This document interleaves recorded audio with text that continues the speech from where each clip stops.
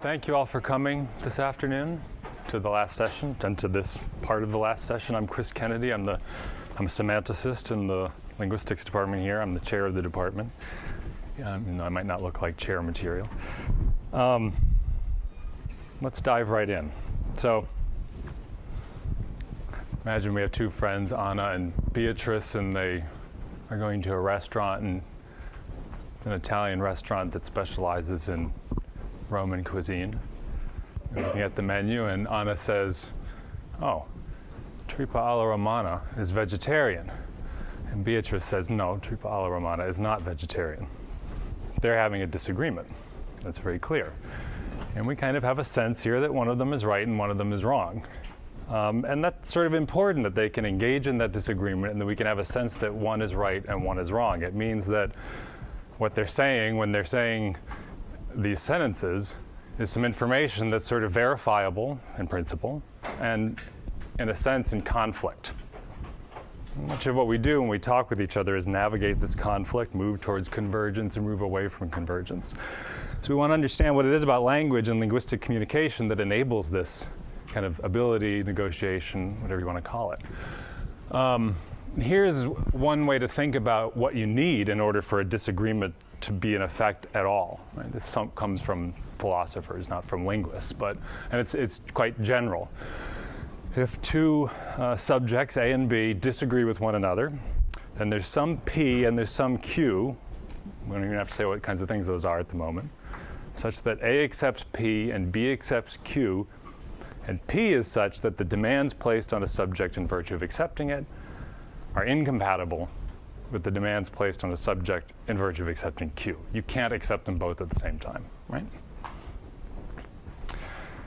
Now here, the disagreement is being conveyed through the use of language, right? So you can think of it as a linguistic disagreement. So what is P and Q here? Well, P and Q, the nature of the disagreement is something about the content of the different utterances that Anna and Beatrice are making here. So we need to start out by asking what is the content of a linguistic utterance. I mean, lots of things have contents, and we're looking at language here, so we want to know what exactly is the stuff that is generating this conflict between these two people as they talk. There are different views on this. What we might say is the dominant view in linguistics and philosophy and information theory and whatever is the following. The objects that, the contents of our utterances, really more accurately of the things that we utter when we make utterances, which are sentences typically, are propositions. It's actually hard to pin down the definition of proposition, but there are a bunch of similar ideas that are floating around I've listed here. One nice view is they're the shareable between agents, objects of different kinds of attitudes, the things we believe, the things we suspect, the things we doubt, the things we wish for, hope for, etc. Another way to think about a proposition is that it's a kind of characterization of the world. It's a picture, a snapshot of the world, which can be an accurate one or an inaccurate one. And in that sense, propositions we can also think of as the main bearers of truth and falsity, the things that are true or false in virtue of whether they're good or bad, accurate or inaccurate characterizations of the world. If you want to get technical, if you're kind of a mathematical type, you could think of them as filters or functions that, given a world, say, give you back true or false if the world matches the content, matches the propositional content. So in that sense, they're useful things for conveying information because at the end of the day, they tell us the way the world is, if they're true. So language then becomes a useful vehicle for communicating the information that corresponds to the propositions, precisely because there's a systematic relation between the sentences that we utter and the propositions that they convey. Right? You and I can utter the same sentence in different scenarios, and we're saying the same thing about the world. Okay, let's see how that works. This is a very simple illustration of how that works, okay, using some very simple sentences. Sentences of the form tripe alla romana is blap, and we'll fill in the blap as we go along. But just basically, we've got a subject here and a predicate. So the thing that's uttered is kind of that thing there that's in A. there is some structure to our sentences. We're not just uttering a bunch of sounds. The sounds get organized in different ways, and many of you had to study that in grammar classes way back when. Linguists still study that because we want to understand the nature of these things. We won't talk too much about it other than to say that sentences have at least two major constituents, a subject and a predicate. And those guys then are the bearers of certain kinds of information on their own. We might say the subject, in this case, tripe alla romana, refers to some object. It's a kind of fancy object that's not in one particular place. It's more like a kind or something like that. We can think of it as an object. It's all of the tripe alla romana stuff in the world. Then the predicate, and the syntactic predicate, corresponds to another logical part of the proposition, namely a property. You put those two things together, and the proposition that you get is that a certain object, in this case, tripe alla romana, has a certain property. And in that case, it's going to be the thing that we fill in that blank that comes with the blank filling. And that proposition then is a bearer of truth or falsity. And we can roughly say that it's true of the world if tripe alla romana is among the set of things that have blah, blah, blah, blah, blah, blah, blah, some set of features that are going to come with the property. We've got to figure out what those are. And it's false otherwise. Okay? This is a very simple example, but it gets you a sense of what we're doing. We look at a slightly more complicated example, throw in a negation. Now, if we look at the structure of the sentence that this utterance corresponds to, we'll discover that the negation word isn't really part of the predicate, and it isn't really part of the subject. It kind of has its own life. So I'm not putting it part of the predicate. And in its contribution to the meaning is basically to say that the proposition corresponding to the subject and the predicate does not obtain. It fails to obtain. So the truth conditions we get, or the information that's conveyed by tripe alla romana is not such and such, is that second sentence in 5 is true of the world, that tripe alla romana is not among the set of things that are blah, blah, blah, blah, blah, blah, blah. So it's just, there's a conflict now between 4 and 5 in virtue of the kinds of propositions that they convey, in virtue of just the little addition of this word not. And that's quite systematic, and that's the basis for the disagreement that we saw in this kind of sentence. Anna says tripe alla romana is vegetarian. We analyze that sentence. Vegetarian is the predicate. That gives us a property, the property of being vegetarian. What does it mean to have that property? Well, it means something like being in the set of things that consist of vegetables or plants is suitable for vegetarians, is meat-free. That's from the Oxford English Dictionary. Okay, I mean, we'll see, it's often the case that it's not exactly clear what these criteria are, but in this case, it's fairly clear. Something like that. Beatrice says, no, tripe alla romana is not vegetarian. And so the content of her utterance is the proposition that Anna just conveyed does not obtain. We have a conflict. One's right and one's wrong. That's disagreement. Conflict in content. For those who haven't had it, that is tripe alla romana, specialty of cucina romana, and that is not vegetable matter that's there in the picture. You might not be able to tell exactly what it is, but I guarantee you that it's not vegetable matter. So Beatrice is right and Anna is wrong in this case. Okay, that's disagreement. Simple. Now, I said there's a systematic mapping between utterances, sentences, and propositions. And that's going to give, it makes language useful for communication. Let's look at this example. It looks superficially similar. So now imagine that Anna and Beatrice are sitting in a restaurant, and they're each having a prefixed meal, and they've each got their own menus, and they're looking at them. And unknown to them, their menus happen to have different sequences of meals. Okay? Anna looks at her menu and says, oh, tripe alla romana is next. Beatrice looks at hers and says, no, saltimbocca or something. Says, no, tripe alla romana is not next. Now, this looks like the same kind of dialogue, the same form, but are they in disagreement here? Not really, right? They're saying different things in some intuitive sense. There's no real disagreement, right? Nobody's right. They're both right? Nobody's wrong. But they're, in a sense, talking past each other. Now, why is that? Well, Does this just call into question the idea that this mapping from utterances to information is systematic? Not really. It turns out next is a special kind of word, if you think about it a little bit. And whenever I say next, I'm implicitly leaving out some other information, like the thing that I'm next to, or the thing that's the sort of pivot or axis or orientation point for figuring out the relevant proximity or succession relation. And what Anna and Beatrice are really saying in both of these cases, and there are different ways that you might analyze this linguistically, is what I listed up here. The sentence that Anna's really uttering is something like, tripe alla romana is next on my menu. And what Anna says is, tripe alla romana is next on my menu. And we know they don't pronounce the on my menu part, but it's part of what they're conveying, okay? And that then, that my in particular, factors into the information that's conveyed in exactly the same way in the two cases, with the result that the propositions that each of them express are now different, right? The proposition that Anna's expressing is something like tripe alla romana has the property of being next on menu A, that's Anna's menu.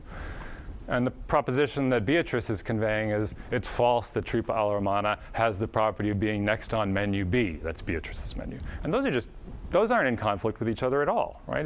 Those are perfectly consistent. So that's the sense in which there's just no disagreement here, even though it sort of looks at first like they're saying the same thing. That's good. We have a nice account of that. OK, but there's a third type of case that's a little more troubling. And that's examples like this. Anna says, tripe alla romana is tasty. Beatrice says, no, tripe alla romana is not tasty. Now here, we have a clear sense that they really are disagreeing in a way that's not the case in 2. Feels more like 1. You know, they'd be willing to fight this out. In 2, we can explain to them that their menus have different orders, and they'll say, oh, you know, we shouldn't be talking like this, right? We made a mistake. In 3, you know, they might take this more seriously. They might really have an issue in determining who's right and who's wrong. And yet, we look at exchanges like this and we sort of stand back and say, but, you know, come on. Whatever. Their tastes are their taste. They're both right. Or they're neither of them right or whatever. But it's hard to, you know, we cannot really imagine very well adjudicating between this kind of argument. This is sometimes known as faultless disagreement because it seems like they're saying things that are opposed. There's a real disagreement here. And yet somehow they can both be right.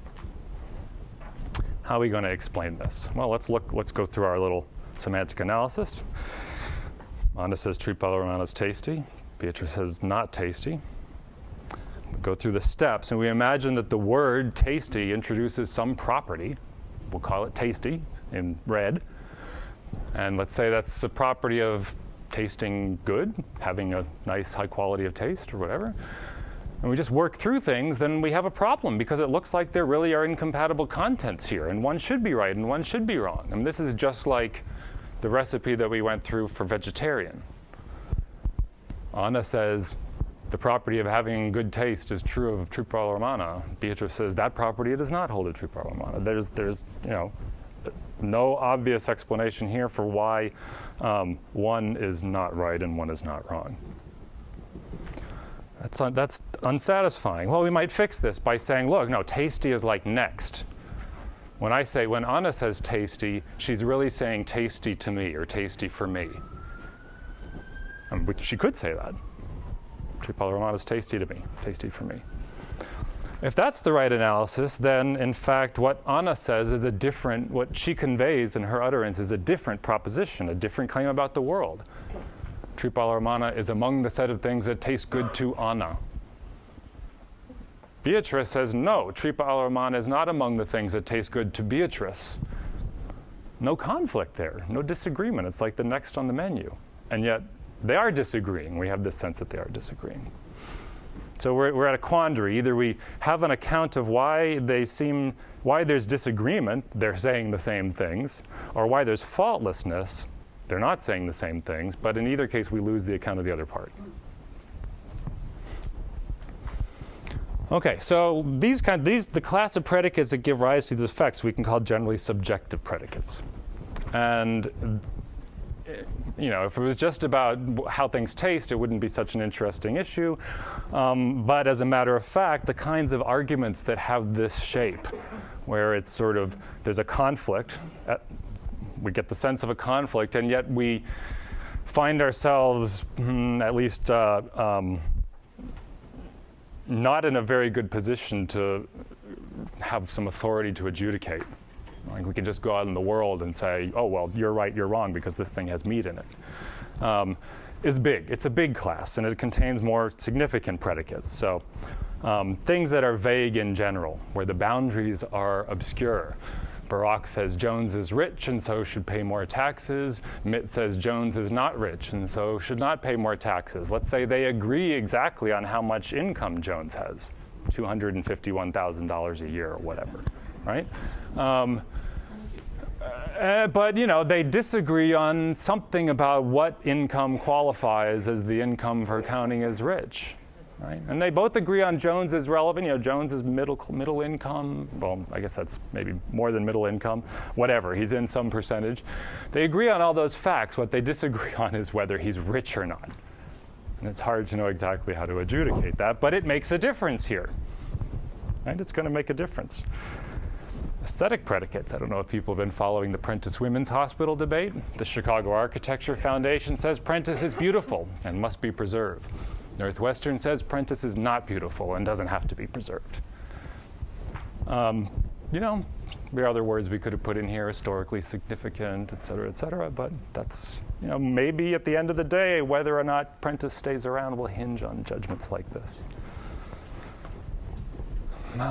Moral, ethical predicates I didn't give you. There are lots of high-end ones that we could worry about. I gave you sort of a low-end one. Grover says redistribution of wealth is always wrong, so you must sign the Taxpayer Protection Pledge. Big Bird says redistribution of wealth is not always wrong, so I will not sign the Taxpayer Protection Pledge. These decisions here make a difference, but again, the question is, so we want to find out what, let's say, we want to find out what the answers to. We'd like to know exactly, objectively, whether Jones is rich or not, assuming that rich people should pay more taxes, let's say. Or Prentice is beautiful, assuming that that makes a difference in whether we should preserve it. Or whether the redistribution of wealth is ever okay or always wrong. Then we can go and make policy decisions based on that. But it's just, often just not clear how exactly we go about and answer these questions. Okay, so let's think about some options. So now I'm going to just give you a little background on what people have said about the nature of the meanings of these things that are involved, and then we'll go and do a little fine-grained analysis. Well, one kind of the throw the baby out with the bathwater analysis, I guess that's probably not fair, but you could just give up on the idea that sentences with these kinds of predicates really express information that can be true or false, that can really say anything about the world at all. Instead, they project a kind of attitude or a stance on the part of a speaker. That's a quite a coherent idea, and almost seems very natural. I won't say much about this. The worry about this is that these sentences slot into the language in the same way as sentences like, Tripe alla romana is vegetarian, which are clearly objectively true or false statements about the world. It's not just my stance. And we want to know how language composes in all its complexity, and to say that one class of things has a fundamentally different meaning from another class is a line we'd rather not have to take, because it's going to lead to all sorts of questions and problems.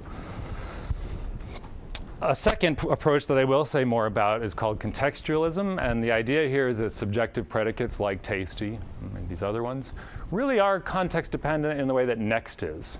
They're relativized. They don't denote the same kind of meaning. They don't pick out the same kind of property in any situation. They only pick them out relative to individuals. So when Anna says tasty and Beatrice says tasty, they really are saying different things. So if you go this route, you need to explain why it is that they seem to be disagreeing at all, and why tasty is different from next. Words like next behave differently. And then, maybe the most radical view, but one that's been kind of tempting to a lot of people to pursue recently, is to just give up on the idea that the information that we convey with our sentences, these propositions, are really statements are true or false in virtue of just the way the world is. Right? They're not just about the world. They're also about us, or about assessors. the catchy line would be that truth is relative indeed. Whether something is true or false, whether a proposition is true or false is not just relative to facts of the world, it's also relative to the assessor and their take on things, so to speak. So to see how that would work, in this case, we already saw this example with the contextual version. When Anna says tasty, she means tasty for Anna. When Beatrice says it, she means tasty for Beatrice. The relativist view is different. They're conveying the same information here. They're saying, each saying, tripe alla romana, has the property of tasting good, or whatever tasty actually means. But whether those propositions are true or false depends on not just on the facts about the tripe, but the facts about Beatrice and Anna. And it's in virtue of them that the information is true or false. Okay, so you can see where this would go. Is if this is the right way to think about an ethical term like right or wrong, that's a significant claim, right? So this is why many people are kind of, for tasty, again, it doesn't really matter that much, at the end of the day. But it matters more for these other claims, these other kinds of predicates that play a role in our social life and our interactions. Okay, so that's just getting at what I was about to say. What's at stake here? When we engage in discussions and disagreements that involve these kinds of terms, are we saying the same things or not? According to the contextualist approach, we're really not in some important way. Is the truth or falsity of our claims determined entirely by the way they relate to the world? Or sometimes, often, always relative to the individual assessment of those claims? And then more generally, is language the kind of, no matter how we ask either of those things, we have to ask about the way that language is employed.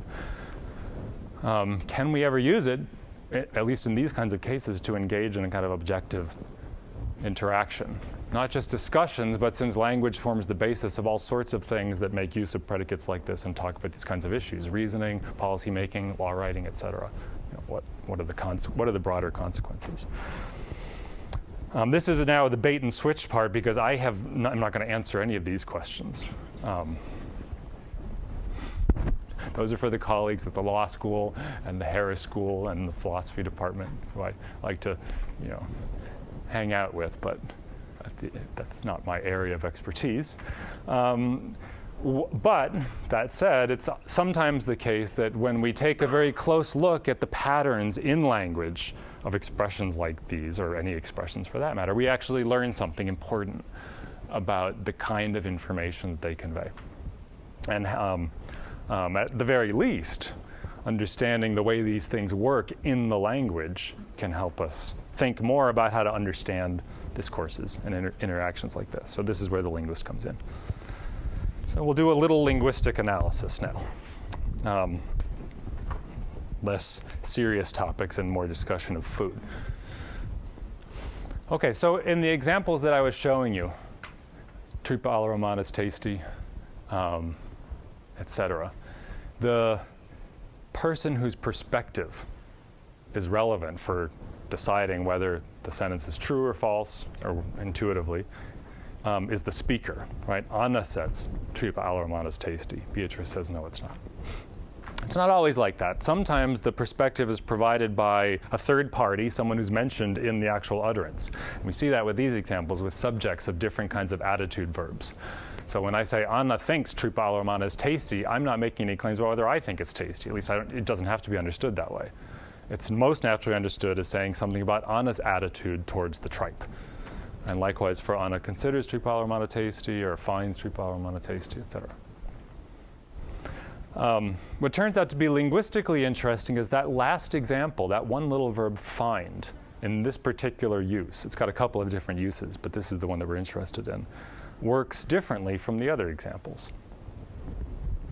So, first, unlike think, and I think also consider, find has the extra requirement that the attitude holder, the person who finds such and such, must have direct experience of the embedded predicate.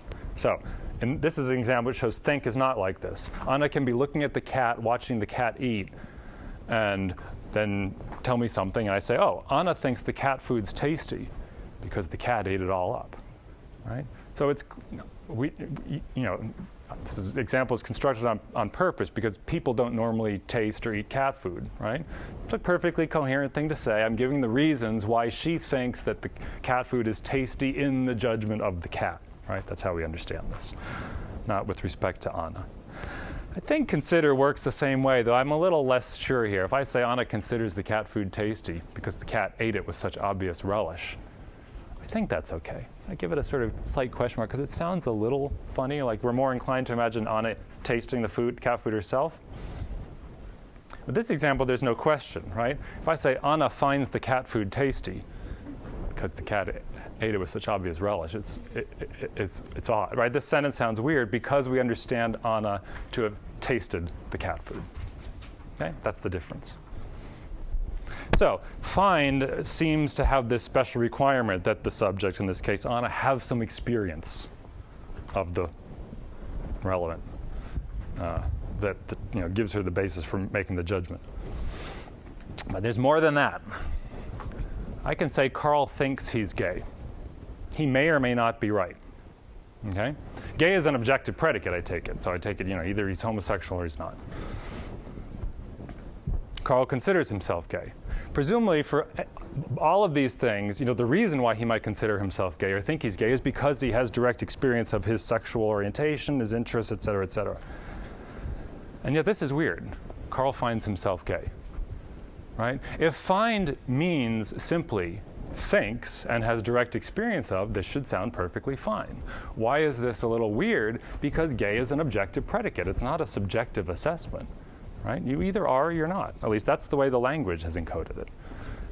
And this word, find, doesn't go with objective predicates. It only goes with subjective ones, independent of this direct experience stuff. So here's some more examples that just kind of show you that, and we see a difference. So Anna thinks tripe all'aromat is tasty. She considers it tasty. She finds it tasty. All of those mean more or less the same thing.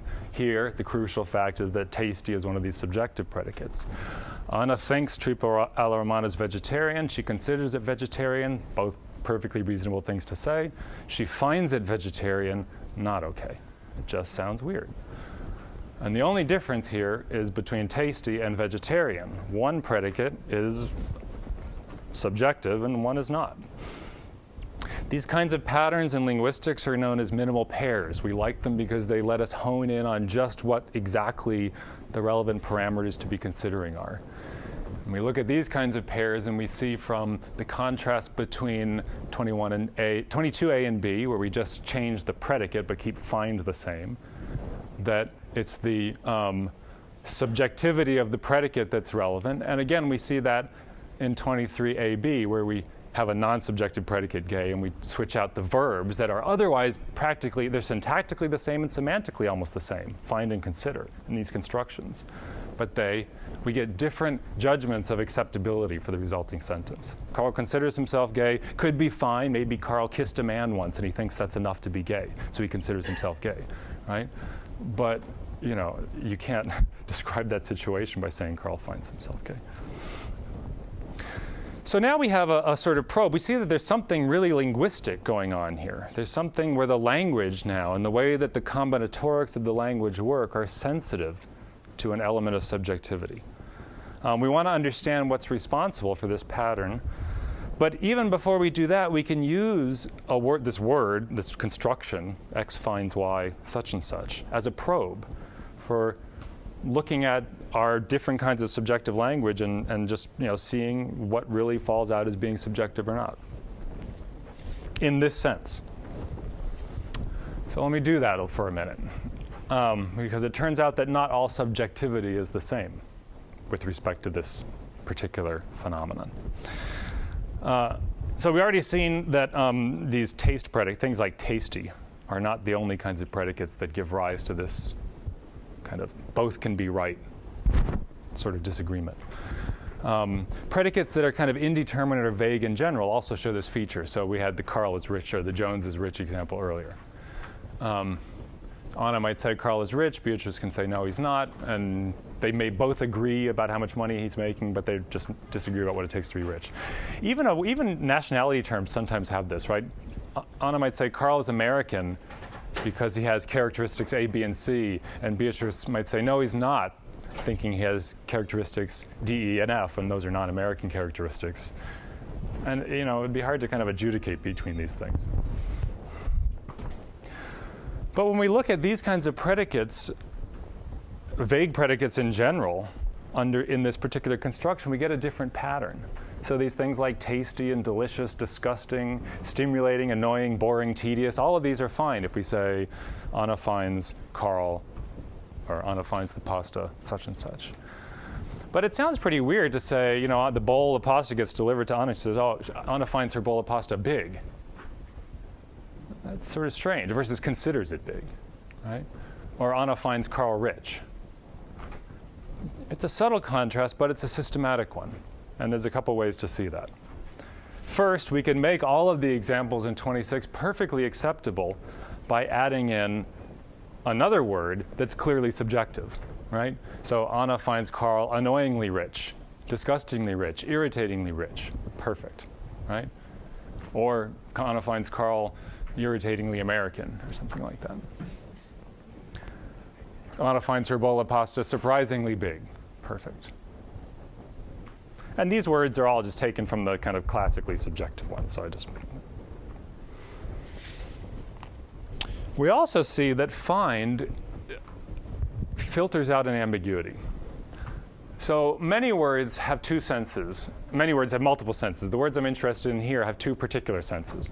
If I say the piece of cake is heavy, there's a kind of ambiguity, right? Either I try to lift it, and for whatever reason, it turns out to be really hard to lift. I say, oh, this piece of cake is heavy.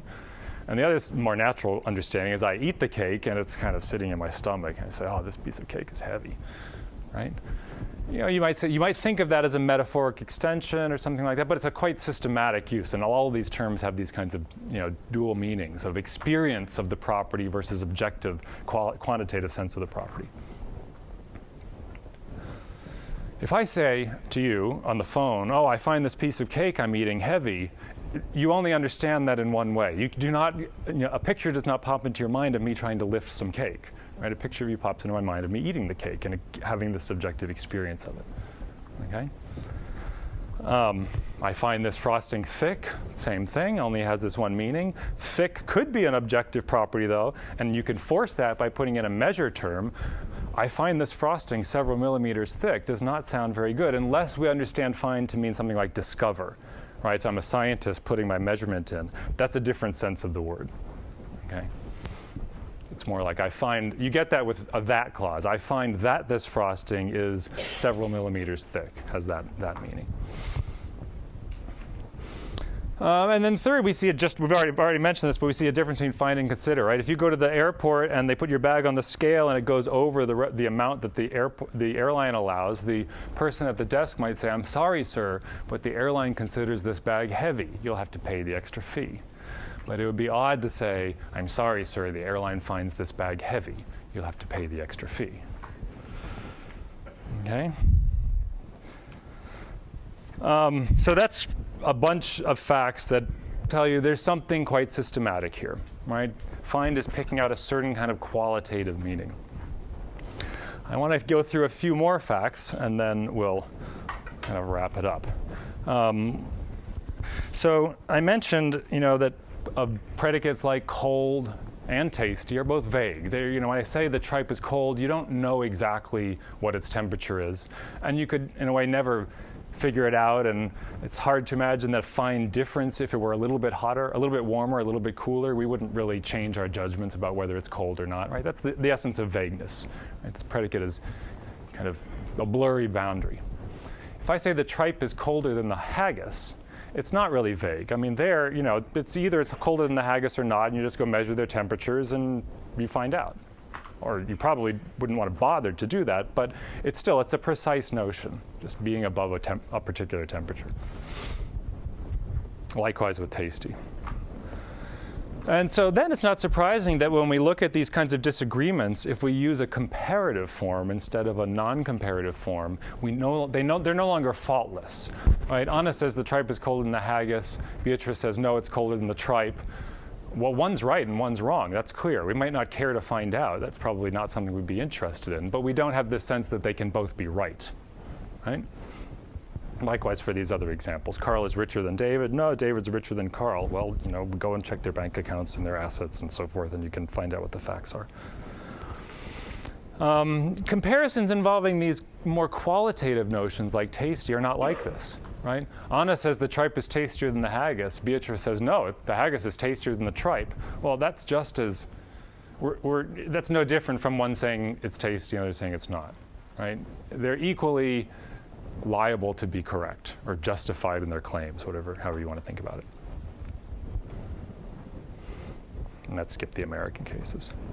And not surprisingly, then we see a difference when we look at interaction with this verb, right? So I can say Anna finds the tripe tastier than the haggis. That's a perfectly natural thing to say. But Anna finds the tripe colder than the haggis is a little weird. Or Anna finds skating the most expensive. And then if we look at these guys that have this ambiguity between real weight and subjective weight, say, with heavy, we can get disagreement effects again. Anna says the cake's heavy. This cake is heavier than that one. Beatrice says, no, that one's heavier than this one.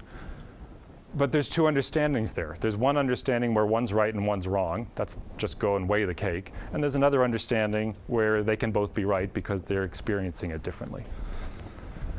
And again, if we put it under find, we get a difference, right? So Anna finds this cake heavier than that one only has the understanding where they've tasted it.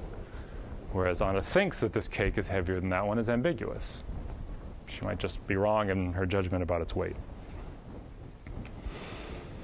So what we end up here with is a much more nuanced picture of subjectivity than we started out with by going through this sort of examination of the way that these predicates play out in the language.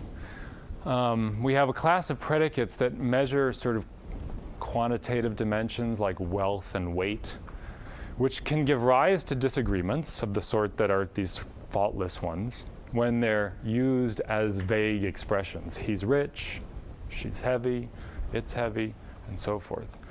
But these things don't work with this verb, find, this attitude verb. On the other hand, we have predicates which may or may not be vague, depending on whether they're comparative or positive, that measure these qualitative dimensions like tasty and heavy as a measure of this sort of how something sits in your stomach. And they give rise to these disagreements, but they're also acceptable in this particular construction with this verb.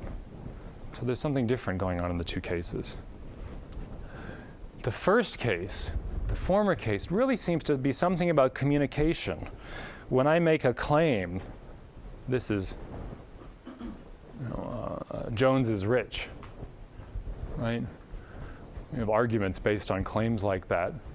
Well, precisely because expressions like that are vague in exactly what they're saying and exactly what the conditions are for deciding what it takes to be rich, there's a lot of indeterminacy. Some of it may be unresolvable.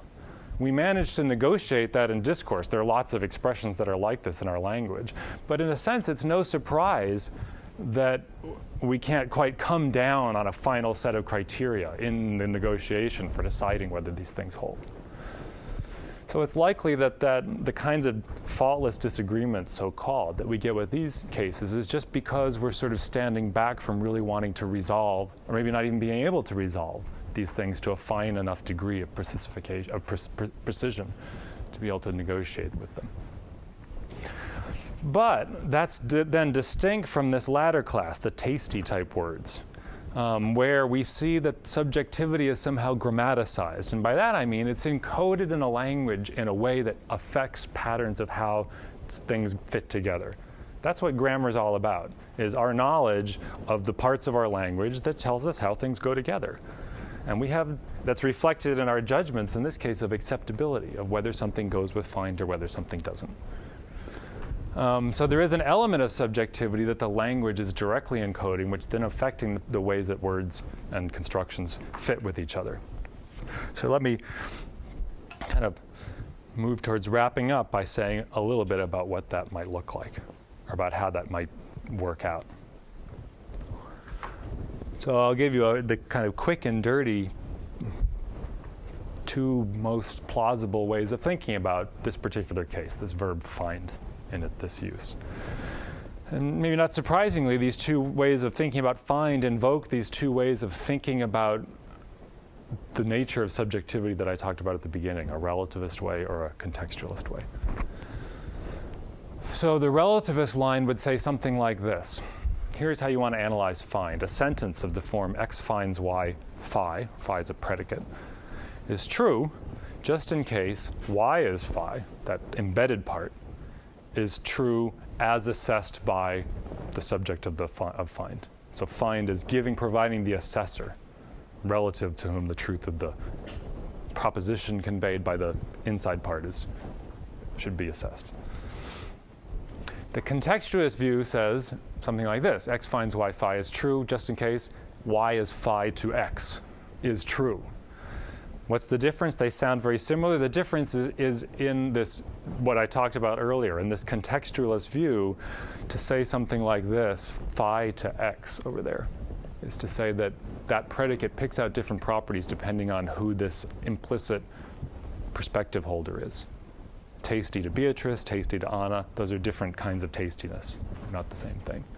Whereas in the first case, tasty always means tasty, but whether a proposition about something being tasty is true or not is dependent on somebody who's evaluating that. So the first one is in a way more purely semantic. It's more about meanings. And the second one is more grammatical in that we're making a claim that the combinatorics here requires that embedded thing, the phi that I'm showing here phi, but these are the words like tasty or heavy or so forth, to have a special slot. It's saying, give me an assessor. I can't give you back a property of being anything until you tell me who I'm tasty for, or heavy to, or whatever. And find is sensitive to that particular more syntactic property of the embedded predicate. So these two kinds of things can both explain why a sentence like Carl finds himself gay is judged to be odd, unacceptable, anomalous, or whatever. In the relativist version, adding finds doesn't do anything. Gay is a non-subjective term, so it's not, whether Carl is gay or not is objective. It's not assessor dependent. So adding that stuff on top doesn't do anything. It doesn't add anything to the meaning. So the idea would be that there's a kind of redundancy here that's not contributing to the information conveyed by the whole sentence. In the second case, there's an actual grammatical mismatch.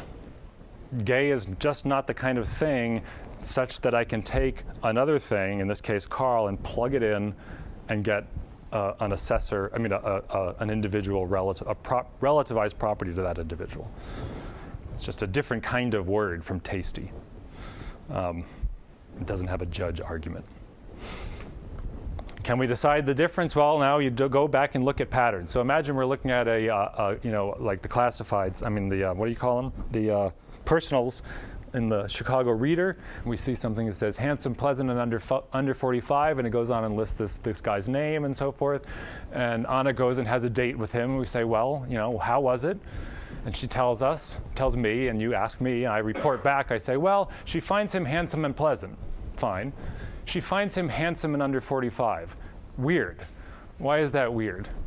Well, handsome is subjective. Under 45 is objective. And they're coordinated. To put two things together, this is the way things work in general language, they have to be the same sorts of things. That means that in order to put handsome together with under 45, you need to basically de-subjectivize it. You need to fill in handsome relative to whom. You do that, put them together, and you get an objective property, handsome and under 45. Handsome for such and under 45. Now you have the kind of thing that find cannot handle. It's kind of a complicated argument, but it works quite nicely. On the contextualist analysis, on the relativist analysis, it should be just fine. 45A, she finds most vegetarian dishes unpleasant. Good. She finds most unpleasant dishes vegetarian. Bad. Why is that bad? Well, because the main predicate here is vegetarian. That's not subjective in the way that find needs on the contextualist analysis. It doesn't have this 2x value. But that's not a problem. This whole sentence, the sentence would not be a problem for the other one because there is inside the complement of find, most unpleasant dishes are vegetarian, there's a subjective predicate, namely unpleasant. But it's just too low. So this is a pattern that linguists love to see. It's saying one thing is looking for another particular kind of thing to compose with. That's a grammatical. That's what we get all excited about. We say, oh look, these things, this has this shape, and remember I've been going to do it like that. This has this shape, and this has this shape, and they go together like that. That's combinatorics. That's grammar. That points to this kind of contextualist analysis of find. It points to this kind of subjectivity being directly encoded in the way the kind of internal mental structure of this class of words, and then plays out in their grammar. Okay, there's more to say. I don't. We could dive in even deeper and figure out exactly what the nature of that encoding looks like inside the words. But I want to leave time for questions. If you want to ask me about that, we can. But I'm not going to subject you to that if I don't have to. Though I'll be happy to if you like. Instead, let me just wrap up here. So the linguistic analysis, we do, just looking at these patterns gives us some reason to think that subjectivity is coded, certain kinds of subjectivity is encoded in the language and other kinds are not. Sometimes subjectivity is a result of a general kind of indeterminacy in or uncertainty about what we convey. That's this kind of general vagueness type cases.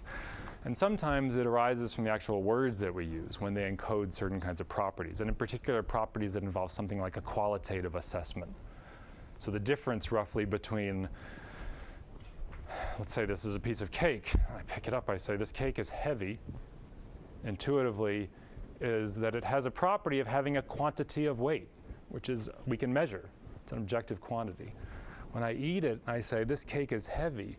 It has a different kind of property. It has a qualitative property of weight as assessed by me, the experiencer of this thing, a certain nature of experience. That's the thing that ends up getting encoded in the language in a way that I just skipped through.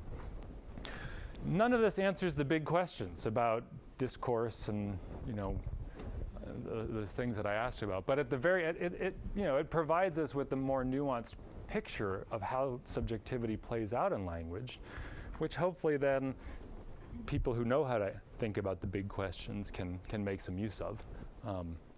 And the rest of us, then it gives us a way of maybe being having a more sophisticated and maybe at least sometimes even a more cautious attention to the way that language is used. Thank you, and please some questions.